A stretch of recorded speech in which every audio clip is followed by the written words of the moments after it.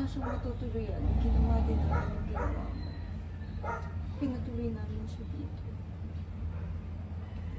Pero habang tumatagal, napansin ko sila. Sino sila? Si Papa at saka si Ate Jerry. Parati silang nagbubulungan. Parati silang magkatabi. Parati silang naglalambing. Totoo yan. Mahal ako ng papa mo. Huwag ka pumupula-pulaga, ma. Ma, nagbigay ka ng ahas dito. Ma, bago ka pa magpakasal kay Papa. Na.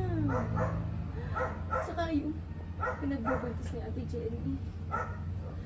Papa yung pinagbubuntis ni Ate Jenny. Tama na! Hindi ako umuwi dito para makinig sa mga kasinungalingan mo. Hindi, totoo. Sinasabi ko, paniwalaan mo. Tama na, Crystal. Ma!